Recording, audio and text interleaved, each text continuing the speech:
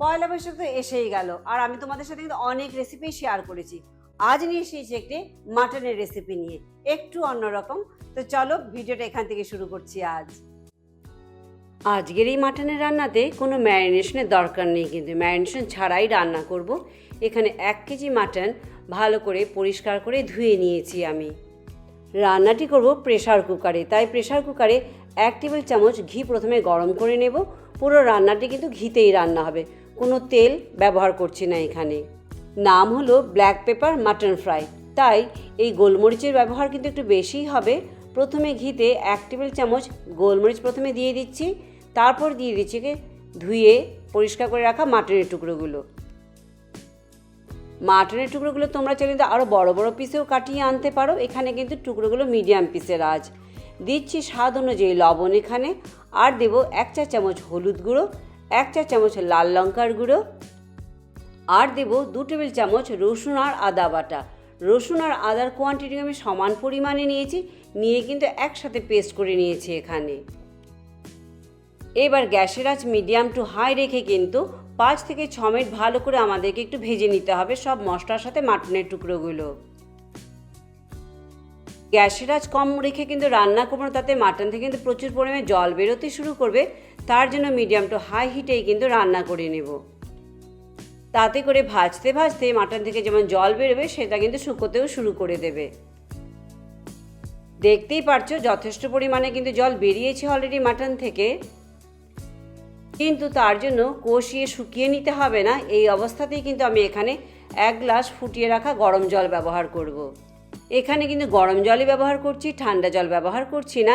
এবার সব কিছু ভালোভাবে মিশিয়ে প্রেসার কুকার কিন্তু বন্ধ করে দেব। গ্যাসের আঁচ মিডিয়াম টু হাই রেখে 7টা থেকে 8টা হুইসেলের জন্য অপেক্ষা করব। এবার আমাদেরকে একটা শুকনো মশলা বানাতে হবে, সেটা বানিয়ে নিচ্ছি। মেইন দেখতে হবে আমাদের মাটন যেন পুরোপুরি ভালোভাবে সেদ্ধ হয়ে যায় প্রেসার কুকারে। এবার ড্রাই রোস্টের জন্য একটি প্যানে নিচ্ছি 1 টেবিল চামচ জিরে, 1 টেবিল চামচ ধনে, 1 টেবিল চামচ মৌরি, একটি শুকনো লঙ্কা, একটি স্টার অ্যানিস, আর নিচ্ছি 15 থেকে 20টা কারি পাতা। গ্যাসের আঁচ লো রেখে ভালো করে কিন্তু ড্রাই রোস্ট করে নেব। দেখতে হবে কারি পাতার জন্য একদম শুকনো হয়ে যায়। দিচ্ছি 1 চা চামচের গোটা গোলমরিচ। সব কিছু ভালোভাবে ড্রাই রোস্ট হয়ে গেছে, দেখে নিচ্ছি কারি পাতা ভালোভাবে রোস্ট হয়েছে কিনা। কারি পাতাও ভালোভাবে রোস্ট হয়ে গেছে। এইদিকে কুকারেও কিন্তু 8টা হুইসেল টোটাল আমি দিয়েছি এখানে মাটনে। এই মাটনের কোয়ালিটি আর কত বড় পিস কাটা হয়েছে তার উপরে কিন্তু ডিপেন্ড করবে কতগুলো হুইসেল দেবে। দেখতে হবে মাটন যেন পুরোপুরি ভালোভাবে সেদ্ধ হয়ে যায়। এদিকে আমাদের ড্রাই রোস্টের মশলাও ঠান্ডা হয়ে এসেছে, একটা ফাইন পেস্ট বানিয়ে নেব এবার গ্রাইন্ডারে। এইদিকে আমাদের প্রেসার কুকারে ঠান্ডা হতে দিচ্ছি, কমপ্লিটলি ঠান্ডা হয়ে গেলে তবেই কিন্তু প্রেসার কুকার খুলবো। এইদিকে ড্রাই রোস্ট মশলা দিয়েও কিন্তু খুব সুন্দর ফাইন পাউডার তৈরি হয়ে গেছে। এবার একটি প্যানে দিয়ে দিচ্ছি 1 টেবিল চামচ ঘি। ঘি পুরোপুরি মেল্ট হয়ে গেলে দিয়ে দিচ্ছি এখানে 2টো মিডিয়াম সাইজের পেঁয়াজ ভালো করে ফাইনলি স্লাইস করে কেটে রেখেছিলাম। সেটা দিয়ে কিছুক্ষণ ভেজে নেব, যতক্ষণ না পর্যন্ত পেঁয়াজের কালার চেঞ্জ হচ্ছে।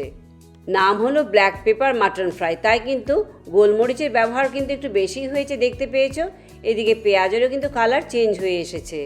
এবারেতে দিয়ে দিচ্ছি 1.5 টেবিল চামচ রসুন আর আদা বাটা। প্রথমে দিয়েছিলাম 2 টেবিল চামচ, এবার দিচ্ছি 1.5 টেবিল চামচ রসুন আর আদা বাটা দিয়ে আবারও 5 থেকে 6 মিনিট মিডিয়াম হিটে ভালো করে ভেজে নেব, যতক্ষণ না পর্যন্ত রসুন আর আদার কাঁচা গন্ধ না চলে যায়। এবার দেখে নিচ্ছি প্রেসার কুকারে ঠান্ডা হয়েছে কিনা। পুরো ঠান্ডা হয়ে গেছে, এবার খুলে দেখে নিচ্ছি। মাংস খুব ভালোভাবে সেদ্ধ হয়ে গেছে এখানে। এদিকে রসুন আর আদাও কিন্তু খুব ভালোভাবে কষানো হয়ে গেছে। এবার প্রেসার করে সেদ্ধ করে রাখা মাংস এই পেঁয়াজ আর রসুন আদা বাটার এই মশলাতে ঢেলে দেব। এবার গ্যাসের আঁচ মিডিয়াম রেখে কিন্তু ভালো করে আমাদেরকে কিছুক্ষণ কষিয়ে নিতে হবে, 5 থেকে 6 মিনিট। নাম হচ্ছে মাটন ফ্রাই, তাই কিন্তু এতে খুব একটা গ্রেভি থাকবে তা নয়, কিন্তু গামাখা গামাখা মশলার সাথেই কিন্তু রান্নাটি হবে। সামান্য গরম জল প্রেসার কুকারে দিয়ে ধুয়ে ভালো করে মশলাটি কিন্তু এখানে জল ঢেলে দিয়েছি। এবার ড্রাই রোস্ট করে রাখা মশলা থেকে 2 চা চামচের মশলা দিয়ে আবারও ভালো করে সব কিছু একসাথে কষিয়ে নিচ্ছি।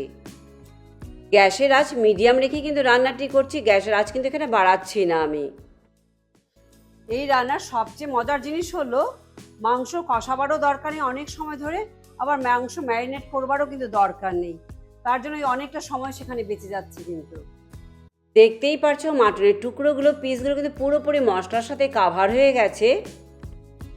আমাদের ব্ল্যাক পেপার মাটন ফ্রাই একদম তৈরি। রুটি, পরাঠা, লুচি, সাদা ভাত, পোলাও সব কিছুর সাথেই কিন্তু খেতে পারো, সব কিছুর সাথেই খেতে ভালো লাগবে। তোমরা আমার ভিডিওটি ফেসবুক পেজ থেকে দেখে থাকলে পেজটি লাইক করে চ্যানেলটি সাবস্ক্রাইব করে দেবার অনুরোধ রইল। তা আমাদের ব্ল্যাক পেপার মাটন ফ্রাই কিন্তু তৈরি হয়ে গেছে পয়লা বৈশাখের জন্য। বানিও আর জানিও তোমাদের কেমন লাগলো। তো আজ ভিডিওটি আমি এখানেই শেষ করছি। লাইক, শেয়ার, সাবস্ক্রাইব করতে একদম ভুলো না। পরে আবার অন্য কোনো ভিডিও নিয়ে তোমাদের কাছে চলে আসবো। সবাই ভালো থেকো, চলো বাই বাই।